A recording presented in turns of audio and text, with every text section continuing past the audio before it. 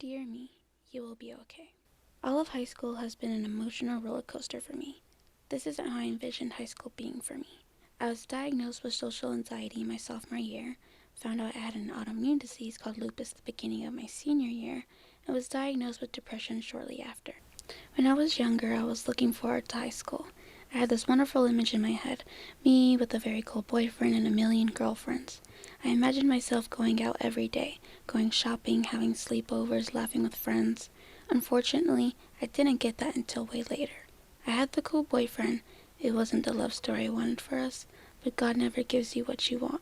My start of high school was kind of doomed from the start because of COVID. I had to do online school freshman year. It wasn't the worst thing in the world, but I lost all of my confidence and could not speak to people face to face when things went back to normal. When sophomore year came around, I was so nervous but also excited. Summer of 2021 was really hard on me. I dropped one of my best friends from elementary school. My sister, who was like my best friend, moved out. I didn't have the best relationship with my parents, and my dog died 2 days after my birthday while we were on vacation. The only thing keeping me going was love. It's so silly to say, but I was praying for God to place the right guy in my life. Sure enough, I met a guy in my class and I was immediately head over heels for him. It was a puppy kind of love.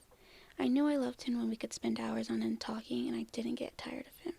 I won't go too much into detail, but my entire sophomore year evolved around him.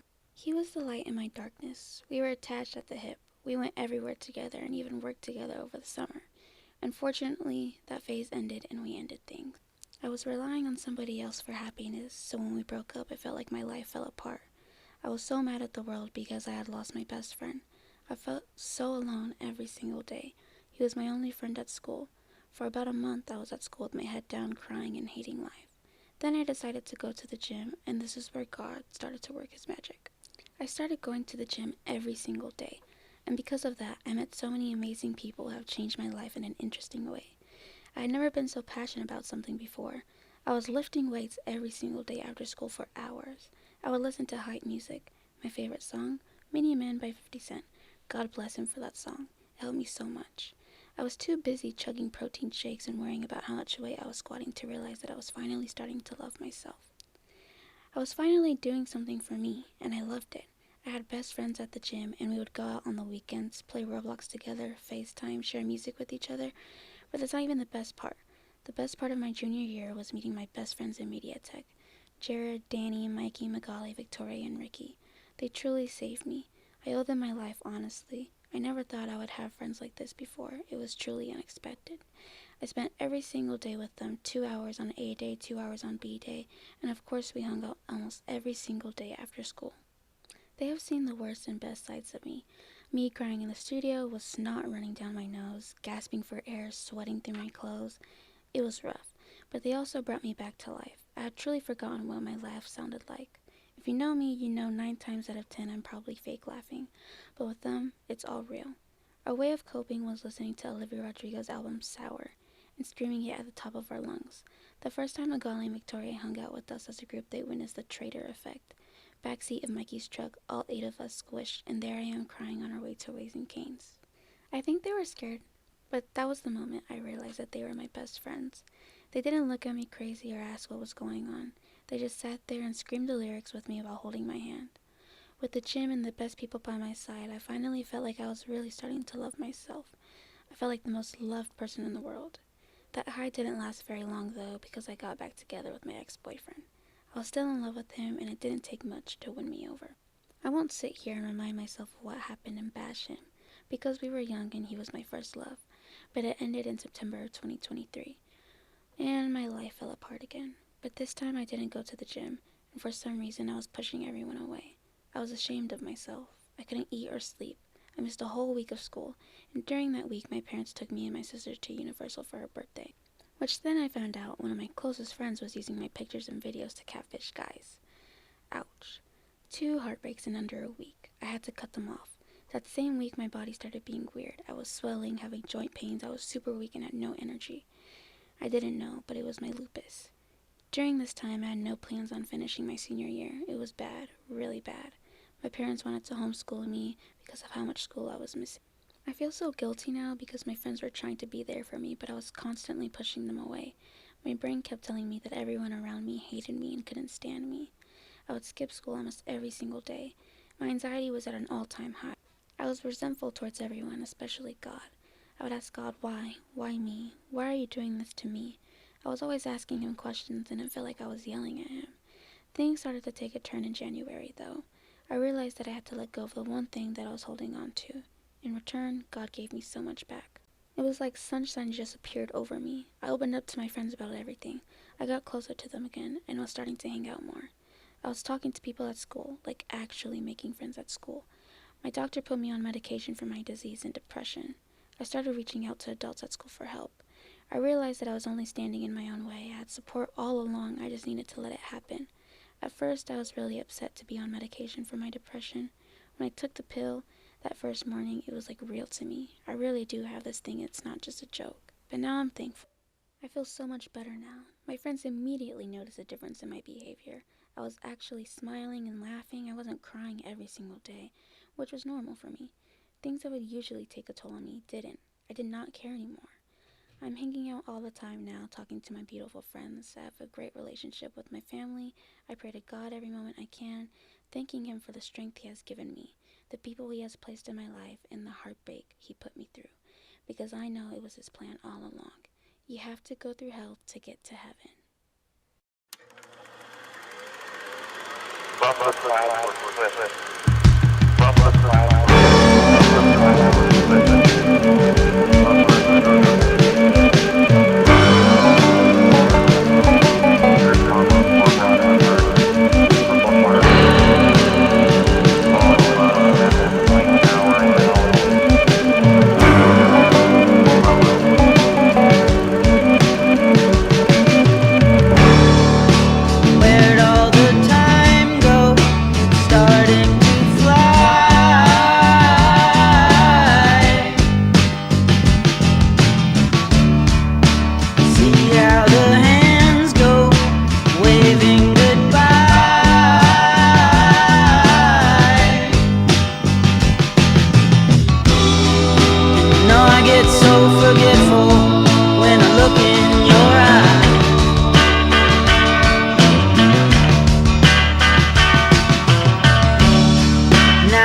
Walking backward through a parade,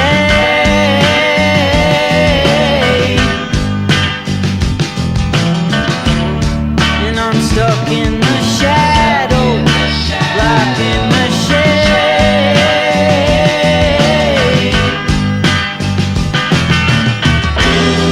There ain't no way to sweep up the mess that we made.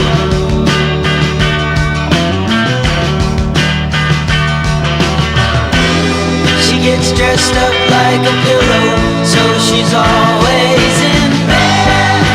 Flowers for the sick and dead. She's on the go, way too fast and way too slow. She'll turn the stone in hospitals and funeral homes. And when the fall rises, somebody sighs who is not in disguise anymore.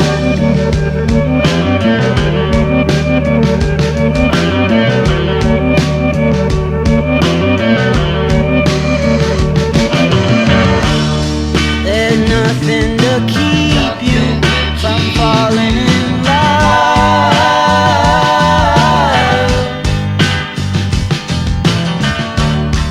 It starts at the bottom, it comes from above,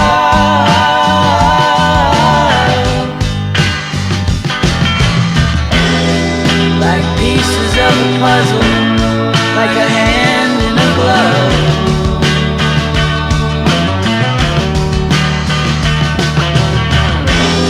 She gets dressed up like a pillow, so she's always in bed.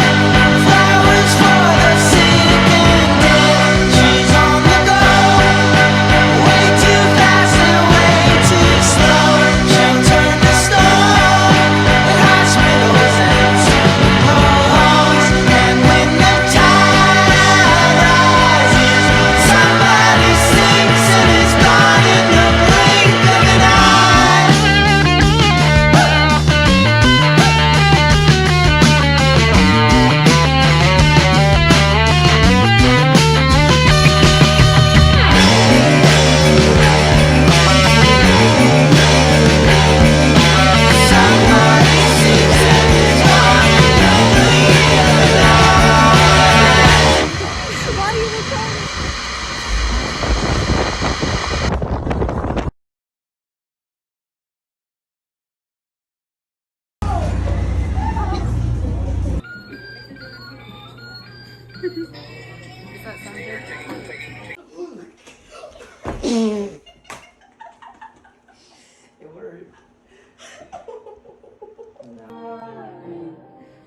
way I heard you talk to her.